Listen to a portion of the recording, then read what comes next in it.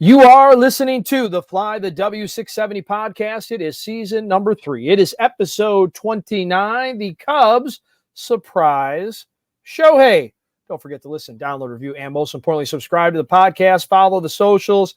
Fly the W670 on Twitter, Instagram, and Fly the W on Facebook. Of course, you can email Crawly and I, flythew670gmail.com. All right, Crawly, the Dodgers came to town. We said, just don't get swept, right? You wanted to, it's a measuring stick, if you will, and the Cubs measured up pretty well, I would say.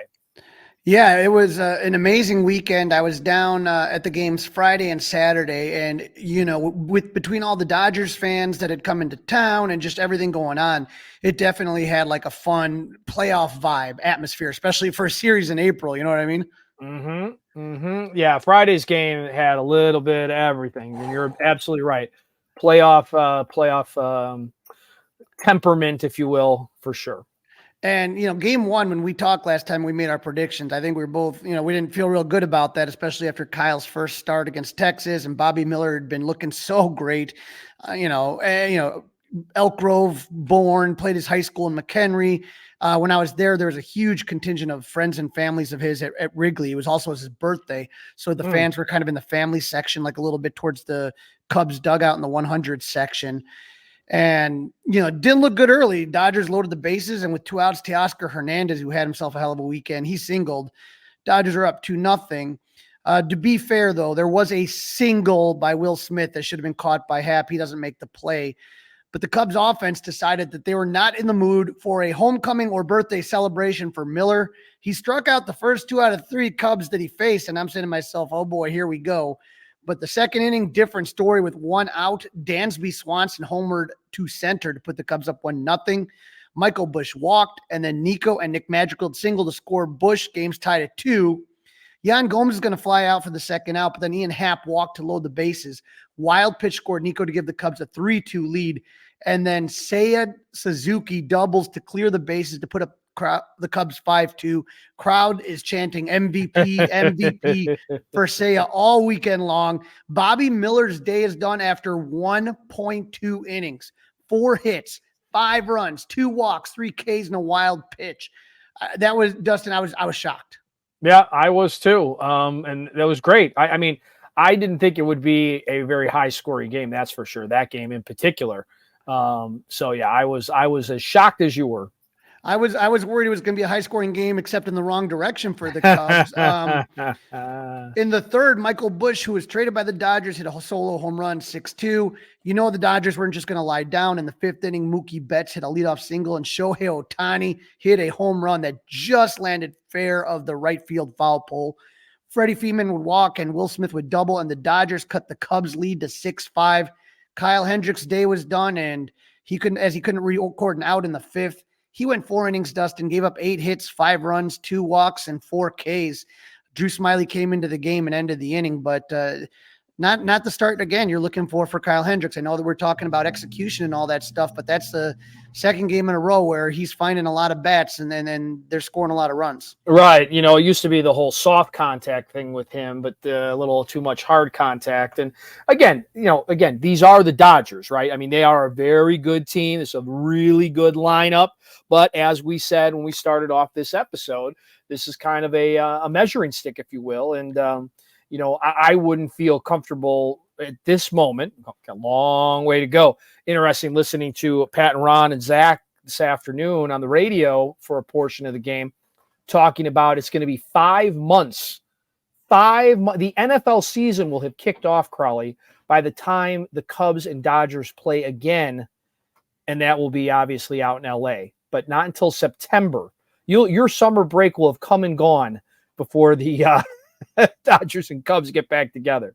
But Dustin, I like that more than I like playing a team twice, like within a week of each other, and then not. No, I'm not complaining. I like that. I guess I'm saying, my point is that Kyle Hendricks right now, I don't think I'd feel comfortable giving him the ball in a game of importance against the Dodgers at this moment, right? That's what I'm saying. But there's a lot of time for him to get things under control. Again, listen, feel free. I mean, they pitched at Shohei a lot more than I thought they would this series. Oh, absolutely. And I think Guys wanted to challenge him. I heard Luke Little on the score. Luke Little talked about saying that he wanted the opportunity to challenge that guy. And I liked it. I liked how the Cubs they weren't backing down from anybody. And the key, Dustin, is that the Cubs did what you need to do against a team like the Dodgers, and that's add on some runs. Great. You knocked out Bobby Miller early, but guess what? You better keep scoring because the Dodgers aren't just going to go away. And that's what they did. In the 6th inning, Nico had a leadoff walk, magical flight out, but Yan Gomes singled to put runners at the corners. Ian Happ hits a triple to score 2 runs, make it an 8-5 game, and then Seiya hit a sac fly to make it 9-5. And Dustin, as it turned out, the Cubs needed every one of those runs. Yes, they did. Now I'm going to say this again. We've talked kind of about Drew Smyly. He did really well coming in for Hendricks. He ran into some trouble in the 7th, giving up a walk and a single. He had a wild pitch to put runners at 2nd and 3rd with 1 out. He got Max Muncy to strike out, and Julian Merriweather came into the game. But the first batter he faced, Teoscar Hernandez, singled to score 2 runs to make it 9-7. The Dodgers continue to fight in the 9th inning. Adbert Alzolay comes into the game. The Dodgers hit back-to-back singles to start off the inning. Maxime Muncy flied out for the first out. Up comes Teoscar Hernandez, who was already 3 for 5 with 4 RBIs. Tying run is at first base. Hernandez hits one to Dansby, who makes a nice play, but Hernandez was called safe. Counsell with the good challenge. Calls overturned. And then with runners at 2nd and 3rd and 2 outs, James Outman hit one, and Michael Busch against his old team makes a diving play to save the game. If that ball gets past him, Dustin, tie game. Tie game for sure. After the game, Busch said, Nico was telling me we were just trying to keep everything from getting to the outfield. So if we have to dive, we have to dive. And 2 pitches later, I had to dive. But my God, Dustin, that game, that Friday game, like I said, felt like a postseason. It was a back and forth battle. Stars are being stars, whether it's Ian Happ or Shohei Ohtani or whatever. And then the game coming down to the final pitch. And again, Drew Smyly went 2.2 innings. He gave up 2 runs on 1 hit and 1 walk with 5 Ks. The run charged against him was from Merriweather. That was an inherited run. But I thought that he really was the difference maker to keep the Cubs in this game. Yeah, no doubt about that. Crawly, since we talked about a playoff atmosphere on Friday, and I know it's going to be different, but could you compare and contrast that game on Friday with that opening night game on Thursday that you were at down in Texas? Well, I think there was obviously more Cub fans at Wrigley. Of course, right? Yeah, but I mean atmosphere, like the tension and the feel of a playoff game. They seem similar, where you had a little bit of everything. I mean, that game, a lot more runners left on base, that kind of thing, but still pretty intense. The intensity was definitely like when I went to that game Thursday against Texas opening night. There's also that celebratory feel of the championship, right? I think that no matter what would have happened with Texas, win or lose, it was just, they were so happy. They were just like elated. With this, the Dodger fans always kind of have like, I don't know. They always think they're the best. They got that swagger to them. And so there was a lot of, I would say, tension within the game. And the Dodgers had a lot of fans there like all weekend long. They definitely traveled for this game. So it was, I think, a lot more tense than opening night game, which was like, you kind of go see the pomp and circumstance. Right. All right. So then we had game 2 on Saturday afternoon. Yep. Jordan Wicks versus Yoshinobu Yamamoto. Before the game, the Cubs had a really nice tribute to Otis Hellman, who we lost in the offseason, Cubs clubhouse manager who passed away unexpectedly. His family was all on the field, and they threw the opening pitch. And then they had this Otis patch, which they wore, which was very, very cool. And so that was a very nice way to kind of get the game started. And Dustin, the Cubs had one of the most anticipated giveaways of the season. Yes, even though it's April, the Pat Hughes sweater giveaway. Combine that with the big Dodgers crowd. And according to ESPN Stats Info, it was the first time the Cubs had eclipsed attendance of at least 41,000 for any game at Wrigley Field in April, opening day included, since April 15th, 2017 against the Pirates. So you mix the Dodgers fan and Hall of Famer Pat Hughes' ugly sweaters, and you got a giant crowd, Dustin. Yeah, you do. Did you get yourself one of them sweaters? I did, and they're going for I thought for sure you'd be wearing it during the podcast. That's why I asked if you ended up getting one, because I thought for sure that you'd have one on. I did. It is currently in the laundry getting cleaned. It needs to be in pristine condition. But they're going for $100 on eBay, Dustin. All right. That's not bad. I would have thought they'd be going for more. Well, Dustin, the Cubs were on a 5-game winning streak and were averaging 8.8 runs. You knew that was unsustainable, but it looked like they were ready to break through against the rookie phenom Yamamoto. Bottom half of the first, the Cubs loaded the bases with no outs, but could not score a run. No. Christopher Morel struck out on 3 straight curveballs. Swanson struck out on a close pitch on 3-2. Debatable on that. And Michael Busch struck out on a 2-2 pitch that should have been called a ball on strike 3. Painful sequence, Dustin, but I love what Craig Counsell's doing. I just don't know if I would have had Christopher Morel starting against Yamamoto. I mean, he absolutely had him like playing with a yo-yo. It was ridiculous. Yeah, I mean, eventually you're going to have to give him a day off, and maybe that would have been a good day for that day off. I can't really argue with that idea, Crawly.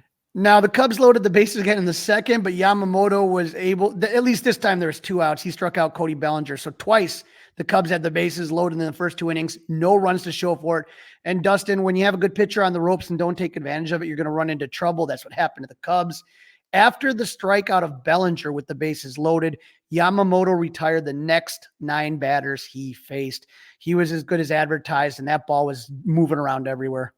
Yeah, yes, it was. Now, Jordan Wicks was able to dance in and out of danger. He went 4.2 innings, giving up 6 hits, 2 runs, 1 walk with 7 Ks. But the 2 runs scored, again, on inherited runners. In the 5th inning, Wicks gave up 2 hits. He struck out 2 batters. But after he struck out the second batter, Freddie Freeman, he'd hit 100 pitches. So once again, Teoscar Hernandez, like I said, had himself a weekend. He came up to bat. Counsell elected to go with Jose Cuas. And unfortunately, Cuas struggled walking Hernandez. Yep. Oh. He threw a wild pitch to put the Dodgers ahead 1-0, and then it gave up a 2-run single to Max Muncy, and the Cubs were down 3-0. So 2 of those runs would be charged to Wicks. The Dodgers. I hate that, by the way. That for some reason, I mean, this isn't like this is some new rule or anything, obviously, but for some reason yesterday that just bothered me more than normal. And I think it was the fact that Cuas throws that wild pitch, right? Like he comes into the game. And that wasn't on Gomes. That's totally on Cuas. Totally on Cuas. Like, come on. Like, I mean, oh boy, that chapped my ass yesterday. Yeah, unfortunately, yeah, I hear what you're saying because of how much like Jordan battled out there. And again, 100 pitches. I knew, you didn't want to risk. People like, well, why didn't they leave him in? If all of a sudden some guy gets into a 15, 20 pitch at bat, or even like a 10 pitch at bat, 110 pitches for the youngsters, a lot. The Dodgers, when they were up, after that whole situation, they got their 4th run in the 8th with 2 outs. Miles Mastrobuoni, who came in for Morel, committed an error. So Miguel Rojas singled to make it 4-0. Wasn't that kind of ironic? Right? The Cubs tried to come back in the 9th. Dansby led off with a single. Busch doubled to put runners at 2nd and 3rd with no outs. Nico flied out. And then Mastrobuoni grounded out to score the run to make it 4-1. Mike Tauchman walked, as he has been doing a whole bunch lately. And Ian Happ represented the tying run at the plate with runners at 1st and 2nd. Happ struck out to end the game. But Dustin, that was a pitcher's duel all the way. The Dodgers struck out 15 times. The Cubs struck out 14 times. The Dodgers were 2 for 11 with runners in scoring position. The Cubs for 1 for 9. Unfortunately, like you said, you talk about Cuas with that walk and that wild pitch, and the Dodgers are able to take advantage of it. Yeah, they sure were. That was disappointing. And again, obviously you're not going to win a whole lot of games when you score 1 run at Wrigley Field. That doesn't happen very often. So the bats just weren't there. But that, I mean, Wicks threw really, really well. And just disappointed he didn't get a little more help on the offensive side of things. So that took us to today, as we're recording this after the game 3 of this series, and we had Shota's second outing for the Cubs. Yep, we went from the Stroh show to the show. Shota Imanaga versus Gavin Stone, the rubber match, and exciting as predicted. Shota takes on in the second batter, he takes on his WBC teammate, Shohei Ohtani. Ohtani gave him a tip of the hat, a little bit of a nod, and then Imanaga threw up and in. Dustin, that's what we're saying. We got to love this guy, right? Oh, yeah, absolutely. Imanaga won round 1, striking out the $800 million man. Then in the bottom of the inning, it started to feel like deja vu all over again as the Cubs loaded the bases with 2 outs. But this time, Michael Busch, who couldn't get a hit with the bases loaded in the first inning or the second inning on Saturday, hit a double to clear the bases, and the Cubs were up 3-0. Dustin, the Cubs added a run in the second, and this is what I think the Cubs have been doing well as far as the start of this season, as far as their offense. Mike Tauchman leads off with a walk. Miguel Amaya singles. Happ line out to advance Tauchman to third, and then Seiya hit a sac fly to score the run. A lot of small ball, a lot of finding ways to get on base, advancing runners, tacking on runs. Like I said, it's one run, but I felt like last year they would score a couple of runs and then they would just sit on that. And then all of a sudden the team would come back and then the Cubs would be in some trouble. I like how they keep adding runs on this. Yeah, their plate approach is really great. So that's just been a lot of fun. And then speaking of tacking on runs, with 2 outs, Nico reached on a fielding error by Mookie Betts. He advanced on a wild pitch and scored on a Mike Tauchman double. Cubs were up 5-0. In the fourth, Ian Happ led off the inning with a double and Seiya was hit by a pitch. But then the umps called the grounds crew out to add some diamond dry, right? And it takes about 10 minutes. And then Cody Bellinger hits a grounder, which advances the runners. But with the rain pouring, Christopher Morel hit one to shortstop Miguel Rojas. He looked like he was on a slip and slide. And the throw was off the mark. Happ would score. And then Laz Diaz calls for the tarp. So it was like, why were you doing all that stuff with the diamond dry waiting and then pulling the tarp on it? It just made it like a swampy mess. Rojas and manager David Roberts were not too happy with the situation. Oh my gosh, did he melt down? Yeah, it was like enough. I mean, both teams are playing in it, so it's not like it was only you. Right. And unfortunately, that really ruined a great start for Shota. He went 4 innings, gave up 2 hits, a pair of singles. He had 3 Ks. Dustin, he only threw 6 pitches in the third and 4 in the fourth. Now, we said last time, well, it was the Rockies. We're going to keep that in mind. Let's see how he does against the Dodgers. He looked really good. I just wish I could have seen him a little bit longer, right? Yep, no doubt. Now, the delay lasted 2 hours and 51 minutes. And as Chris Kompka pointed out, half the Cubs' 8 games have been shorter than 2 hours and 51 minutes. So God bless those Cub fans that stuck around. When the game finally resumed, that run at third scored on a fielder's choice to make it 7-0. And then once again, just like last time when it was bad weather and the fans stuck around and they were cheering for Cody Bellinger, Cody, he hits a home run again. And so, it's absolutely great. And on this game right here, Dustin, cheers to the bullpen. Again, Shota did great, but, they had to really pick it up because after 4 innings, Almonte went 1 inning, Mark Leiter Jr. went 1 inning, and Daniel Palencia, we'll talk about him later, but he went 3 innings. He gave up 1 run. It was on a Shohei double. Gave up 2 walks and 2 Ks, but good job by the bullpen. And again, if you would have told me that the Cubs would have taken 2 out of 3 and scored 8 runs and the third game, and they scored a whole bunch in the second game where they scored another, 9 runs, 17 runs. I mean, 18 runs against 3 games against this Dodgers team. That was pretty impressive. Yeah, very impressive. Again, like I said earlier, loving the plate approach. Some good defense too before we transition out of this. Some really solid defense from the second baseman over the weekend. I mean, he had some brilliant plays, some really, really good ones. I mean, it's why you don't worry when he kind of gets off to a slow start because of what else he can provide you. And there were he's definitely showing why he won the Gold Glove. One thing, Dustin, I will not celebrate was the umpiring crew this weekend. I thought it was awful. I'm not usually one to complain, but Laz Diaz, awful. This is from ump scorecards. The average accuracy is 94%. Laz Diaz was at 90 at that game against Friday. And then yesterday, Mike Estherbrook was also bad. He was at 91%. And I don't have the scores on Eric Bacchus. I thought he was bad today for both teams. Both teams got bad calls all weekend long.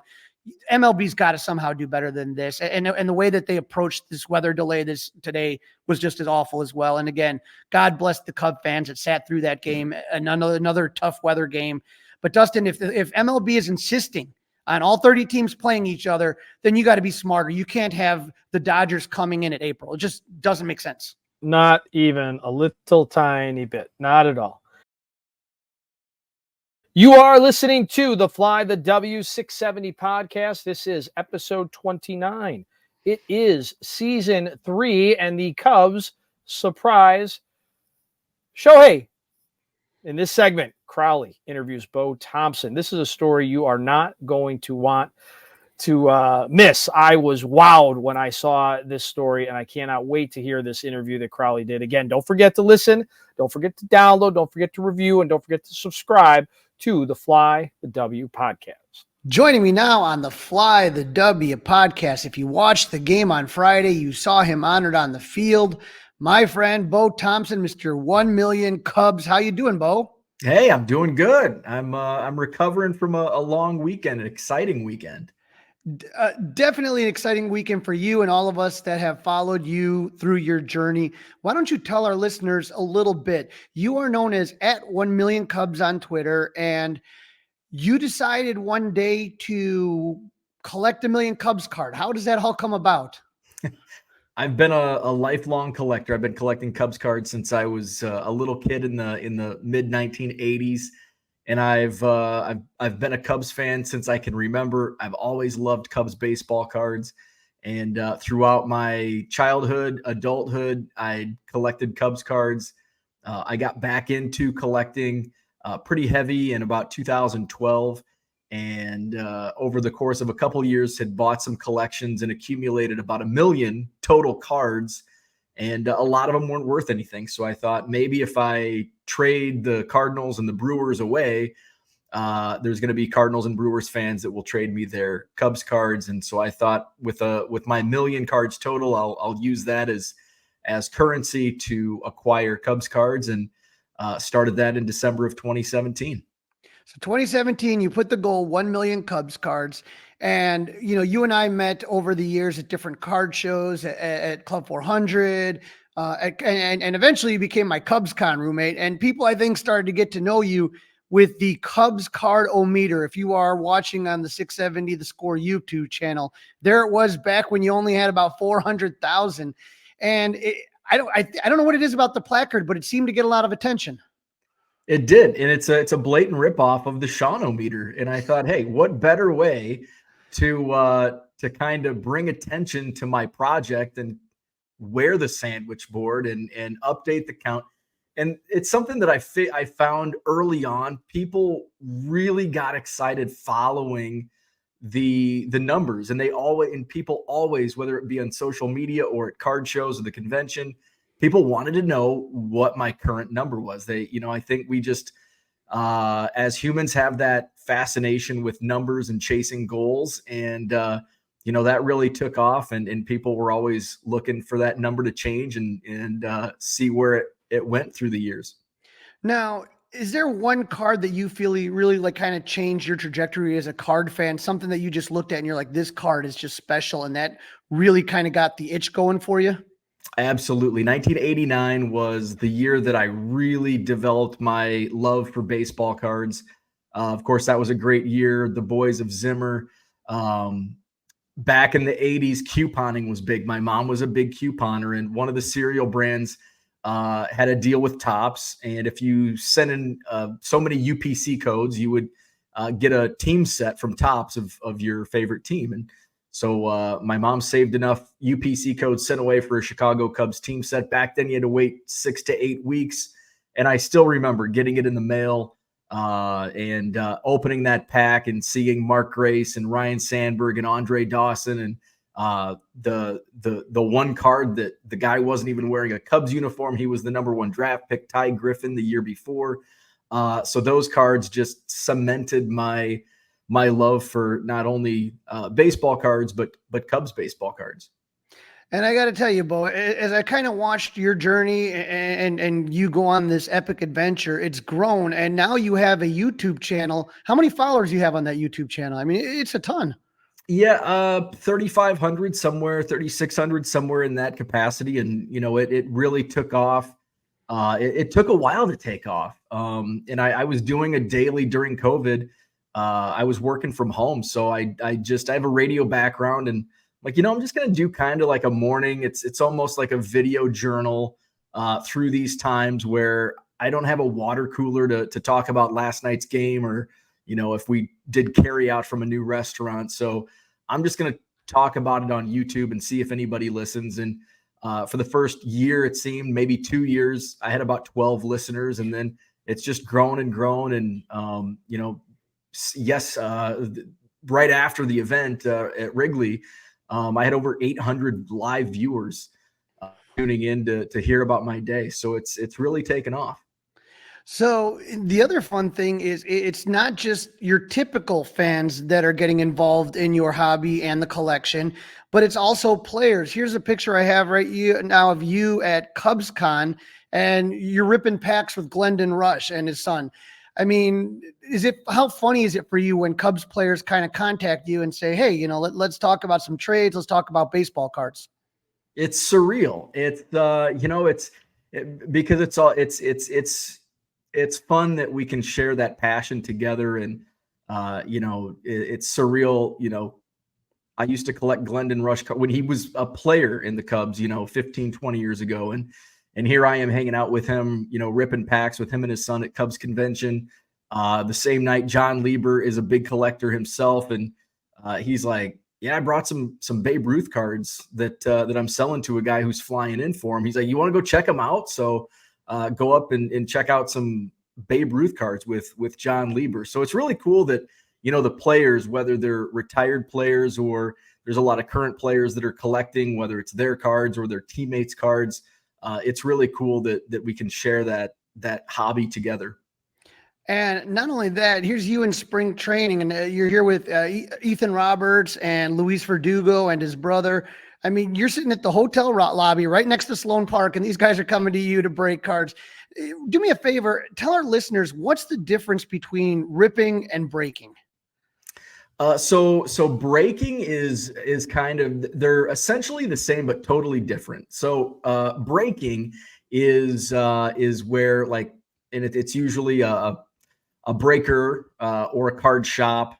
They will buy a case of a product and they will sell spots, and it can be a random spot or they can be a pick your team spot where you can buy into the Cubs, and every card that's a Cubs card, you get that. And so it's broken down by, if it's a pick your team, depending on who's in the product, it's going to be if bigger names are in it, bigger rookies are in it, they're going to be more expensive. If it's a product that doesn't have as many players or stars, it's going to be less. And then randoms are usually priced about the same, averaged out the same. And you may get lucky, you may, not get lucky. And then ripping is just like the picture you showed, where we're just hanging out in the hotel lobby, and Ethan bought some boxes, I bought some boxes, our photographer friend Rich, he brought a blaster box of tops, and we just hang out, and those are our cards, and we just open and rip them for ourselves. So that's kind of the difference between ripping and breaking, where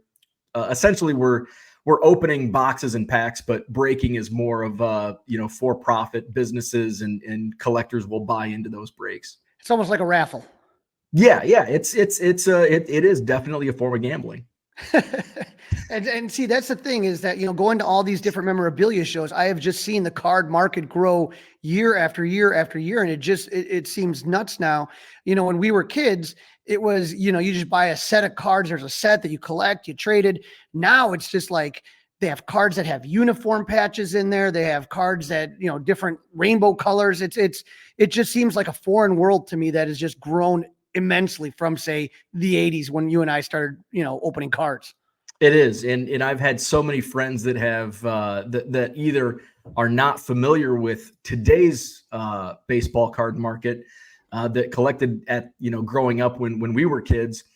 And they're just it's completely foreign. And it really is. Like if even when I came back in 2012, there was a lot of, short prints and, action cards and different color parallels. So even, 10, 15 years ago, it was really starting to change. And there's so many different, parallels and autographs and relics and all that. It can be really difficult for somebody that's not familiar with the new age card market.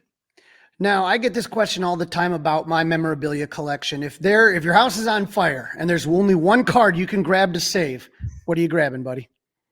Man, that would really, I'd probably the case that's on my shelf behind me, I'm just taking that off the wall. Is that a good answer? Sure. What's in the case? So I've got a lot of pre-war cards, a lot of tobacco cards. I've got 4 from 1887 in that case. Ernie Banks rookie card. I've got some Joe Tinker, Frank Chance, Johnny Evers. I've got Three Fingers Brown. I've got a Joe Tinker Cracker Jack card from 1914, which actually isn't a Cubs card. That was a Federal League card. And another non-Cub is a Ryan Sandberg minor league card when he was with the Phillies organization. I've got a PSA 10 Ethan Roberts because he's a good buddy of mine. His rookie card. I've got a couple Chris Bryant early rookie autograph cards. So some of the better cards are in that case. So you're making your march to $1 million. You get to about, say, 950,000. When all of a sudden did all of this start to transpire about the millionth card? It's something that I'd always thought about, what am I going to do? I wanted to make it special. I didn't want to just go to a card show and pick up a card and be like, oh, here's my millionth card. So I wanted to do something. And kind of my thought process was I wanted to set it at the National Sports Collectors Convention, which is usually, every other year it comes to Rosemont at the Stevens Convention Center. And, I was kind of on pace to hit it, and I fell a little short of hitting it last summer, but it was kind of by design. I'd kind of slowed down. I was being a little more selective on what Cubs cards I was buying here in the last year and a half. So I was getting really, really close after the National because I picked up some, one dealer had 40,000 for me. Another dealer had 10,000 for me. So the number ticked up quite a bit last July and August. So, I was on pace to hit it in like November, and I can't do, I can't hit 1 million baseball cards in like the middle of the off season. So I really pumped the brakes in the winter months, and kind of wanted to do this once baseball season was underway. And about a month ago, maybe 6 weeks ago, Topps had reached out. I was getting closer and closer. I still hadn't had a plan. I was kind of hoping someone would reach out and say, hey, we want to do something special for it. Little did I know it was even better than I expected when Topps and the Chicago Cubs were collaborating on something for this. So we've kind of been working behind the scenes for the last 6 weeks, and a lot of it for me was a surprise. I just kind of showed up and was surprised on that day. So on Friday against the Dodgers, they give you a jersey, and on the marquee from this photo, congrats on 1 million Cubs, Beau. And your jersey has your last name, Thompson, with the number 1 and a small letter M for million.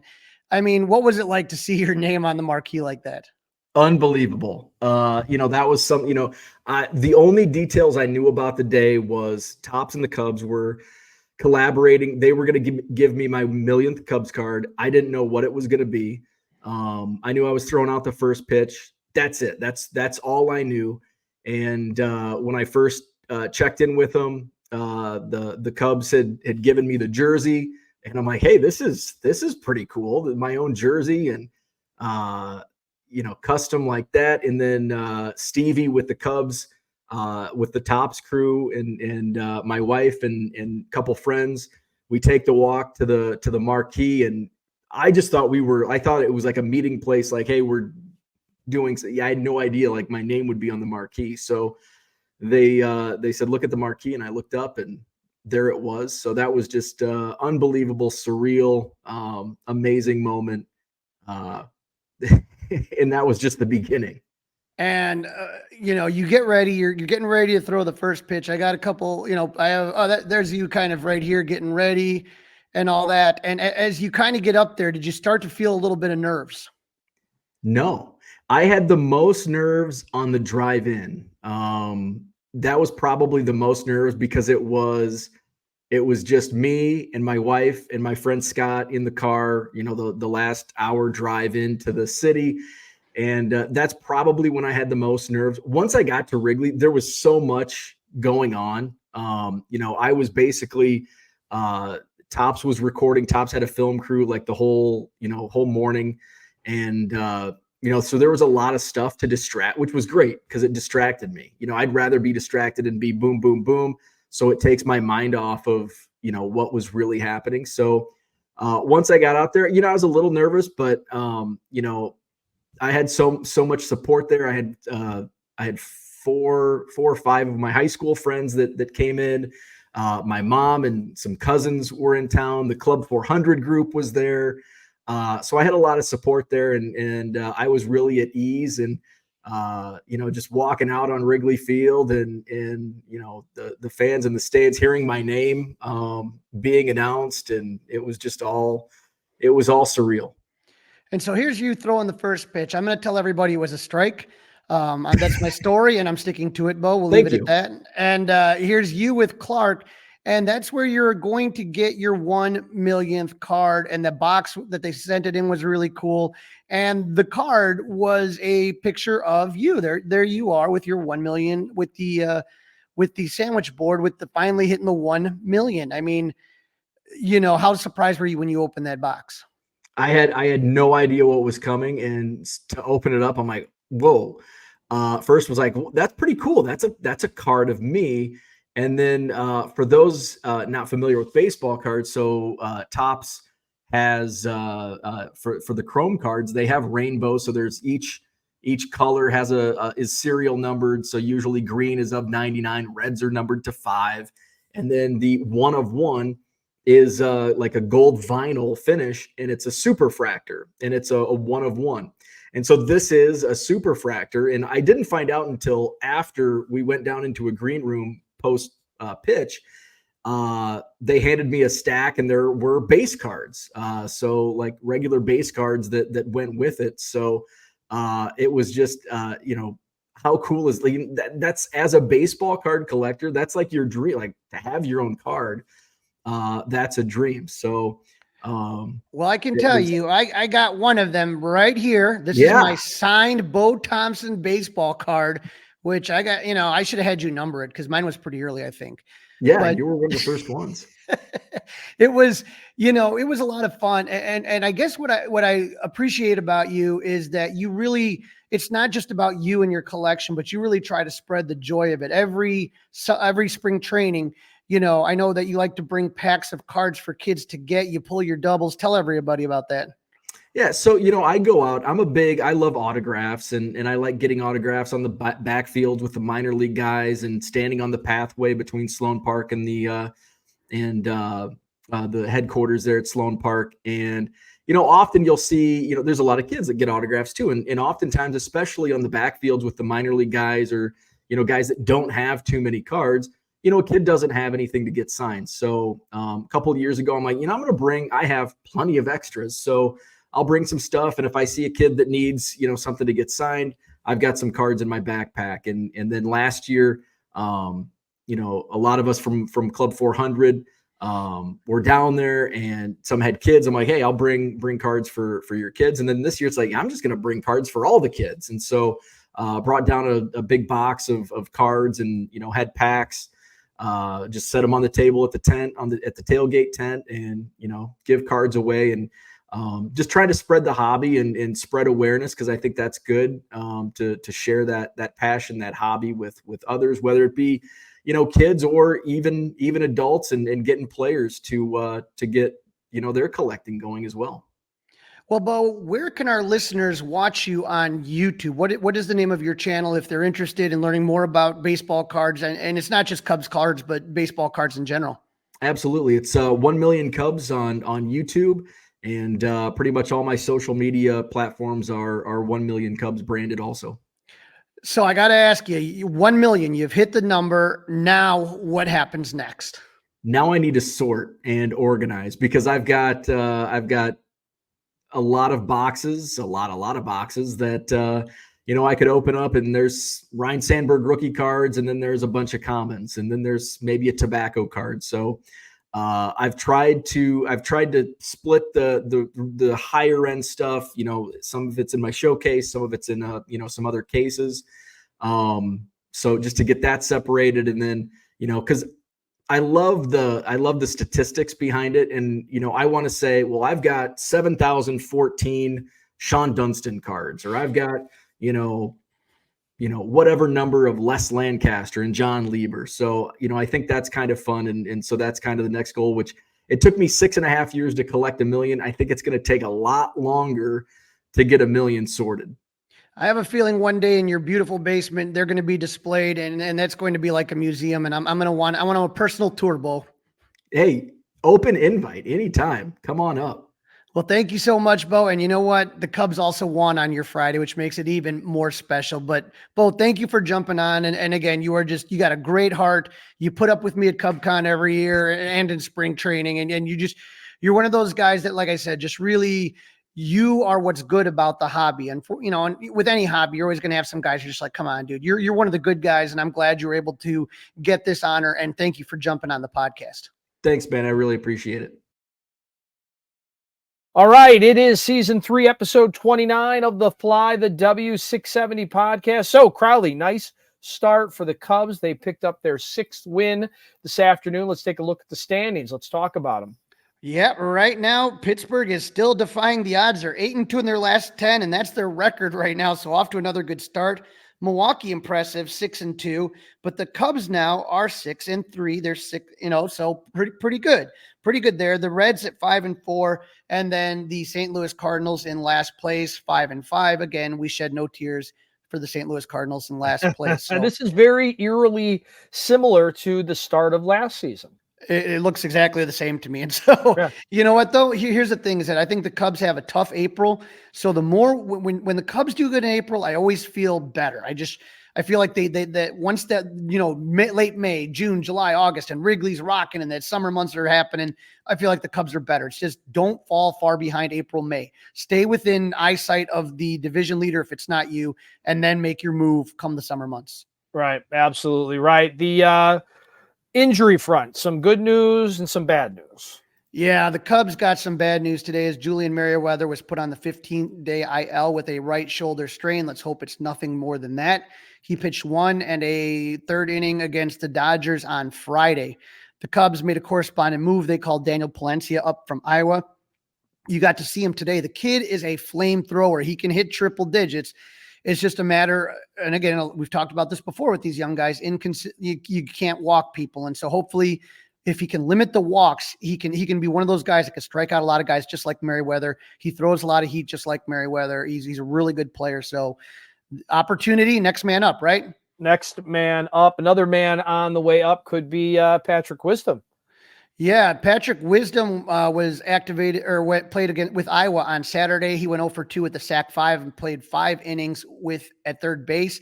He played today for AAA Iowa. He DH'd. He went 2 for 2 with a walk. They started, Dustin, Jameson Taillon started for the Smokies this weekend. And so he went 2.2 innings, giving up 4 runs on 6 hits with 1 walk and 4 Ks. That's one of those things, Dustin, you don't really look at the results. You just want to make sure that the arm feels good, the back feels good, everything feels good. And then you start to tighten up the mechanics and see how it goes for the next start. Yeah, curious if he'll get one more down there or how fast he gets back up with the big league club. I could see them wanting to definitely, like I said, I think this one was just a little bit of a tune-up and see how the arm's feeling.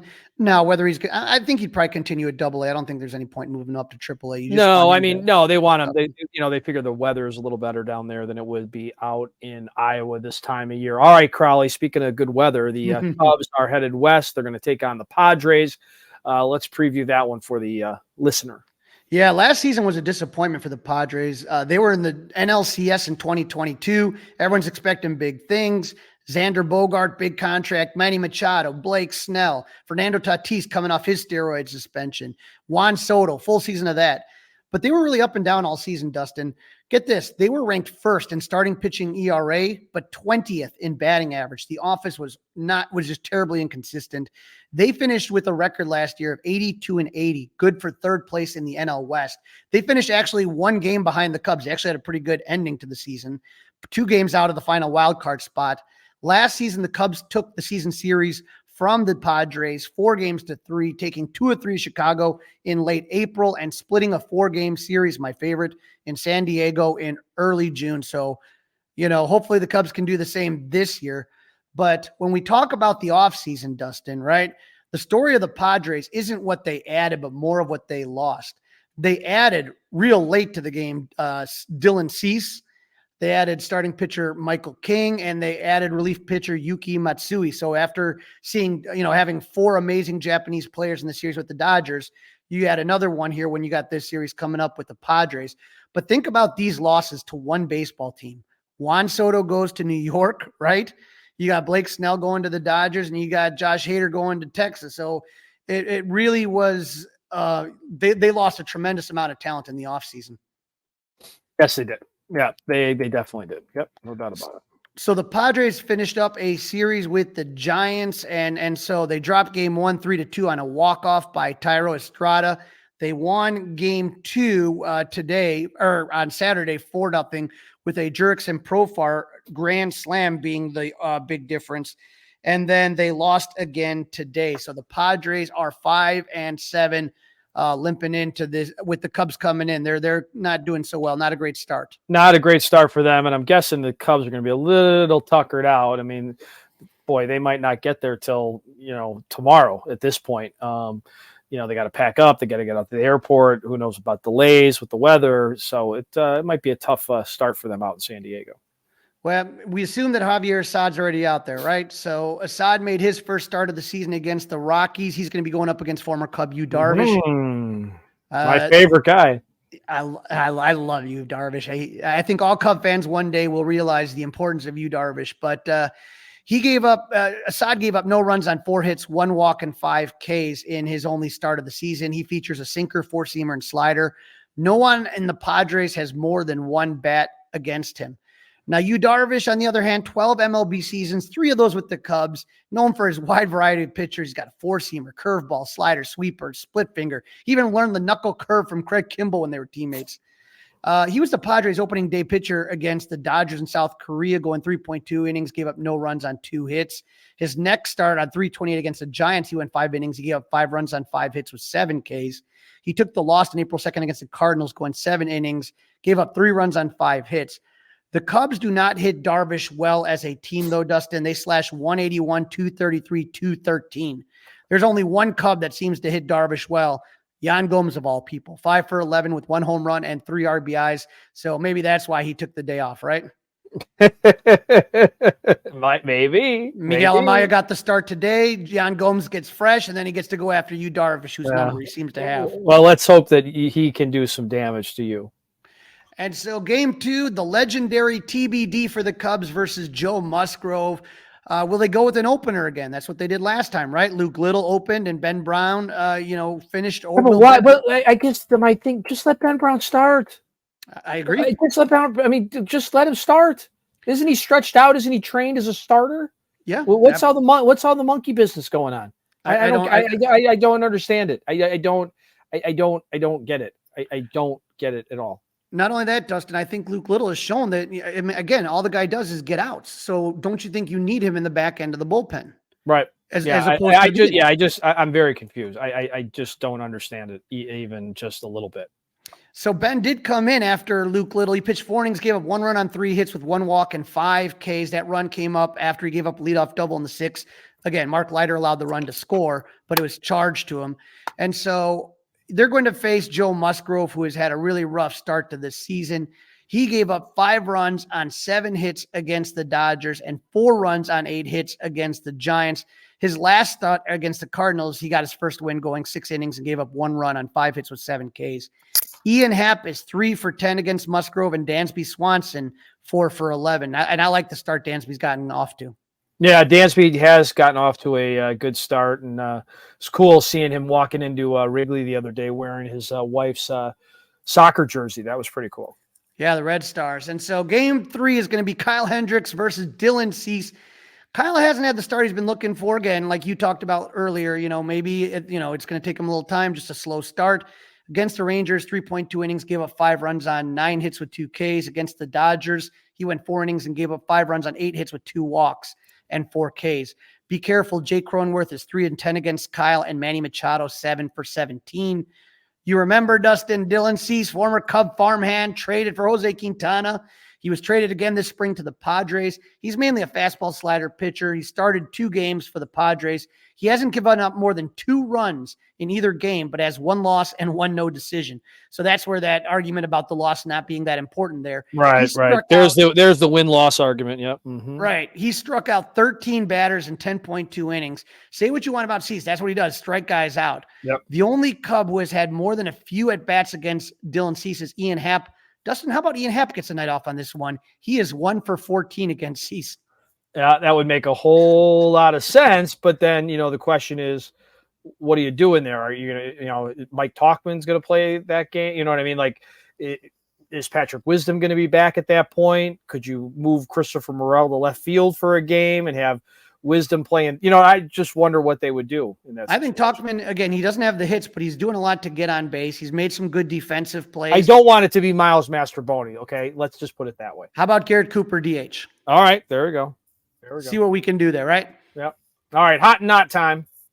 All righty. So when we talk about the Cubbies, what a homestand for Michael Busch. He's really kind of maybe had his coming out party, if you will, right? Yeah, 6 for 14 in the last 7 days. He's got 1 home run and 2 RBIs.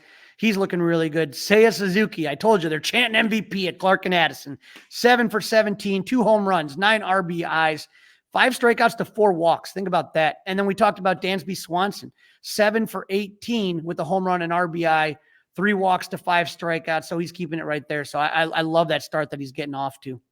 Yep, awfully good. Now, as far as the not, Cody Bellinger, he's maybe not ready yet 100% from that delayed, start to spring training. He's 5 for 21 with one home. Now he has 2 home runs and 5 RBIs. He hit that one. And then you take a look at, we talked a little bit about Nico struggling a little bit. He's 3 for 17. And so hopefully he'll get it going. Like I said, still early in the season, not panicking just yet. No, not yet, but trust me, if it keeps going this way, I might be ready to hit that panic button. You take a look at the at-bats, and sometimes it's just weird, man. Sometimes you make good contact. Sometimes the ball just doesn't drop. It's weird, but still too small a sample size for me to get too worried. Yep. Now, as far as the Padres are concerned, look out for center fielder Jackson Merrill. He is 7 for 16 with a home run and an RBI. Also, their catcher, Luis Campusano, is 4 for 14. So the offense is not looking really great right now for San Diego. And 2 of the names that are on the not list, Manny Machado, 4 for 23, no home runs, no RBIs. That's a guy you don't expect to do that bad. The other guy is a guy that I really wanted the Cubs to kind of maybe make a play for, was Ha-Sung Kim. He's right now 3 for 22. So slow starts for those guys. All right, Crawly, prediction time. 3 games out west against the Padres. 8:40, like 9:20 and 5:10. So some unusual start times. So what do you think? You go first this time. I'm a little nervous about the flight, like you talked about, and getting adjusted to the time. Me and West Coast road trips, I can't stand them. So I got a feeling this is going to be a really close series. It's not going to be a blowout. I'm hoping the Cubs offense can come through. I would say I hate the TBD is driving me nuts. I'm going to go the Cubs take 1 of 3. Yeah, that's where I'm at as well. 1 of 3. But right now, I'm kind of leaning, in as much as I don't like it, I'm leaning towards the TBD game, even though I don't know who's throwing, because I don't like the matchup against your guy, Yu Darvish, and Dylan Cease seems to be doing pretty good as well to start this thing off. And Cease is facing Hendricks, who hasn't looked that good. So right. So I'm saying, I don't like tomorrow. I don't necessarily like Wednesday. So I'm going with the win in game 2 on Tuesday. Let's just hope the Cubs surprise us like they did with the Dodgers. That's a wrap. Don't forget to listen, download, review, and subscribe to the Fly the W podcast. Follow us on all the socials, Fly the W on Facebook, Instagram, Twitter, everything, all of it. You can also email Crawly and I at flythew670@gmail.com. And you can watch us. That's right. Watch Crawly and I do this show by subscribing to the 670 The Score YouTube channel. Crawly, have a nice start to your week, and we will be back together after the Padres Cubs series out west. Cub fans, get that coffee ready, set your DVRs. Let's get this done. Go Cubs! Hey guys, it's Crawly. Thanks for watching. If you enjoyed this video, please don't forget to give it a thumbs up and subscribe to our channel for more content like this. If you want to see more of our videos, be sure to check out our playlist and let us know what you think in the comments below. Also, don't forget to follow us on social media to stay up to date with our latest episodes. Links are in the description. Thanks again for watching, and we'll see you in the next video. Go Cubs!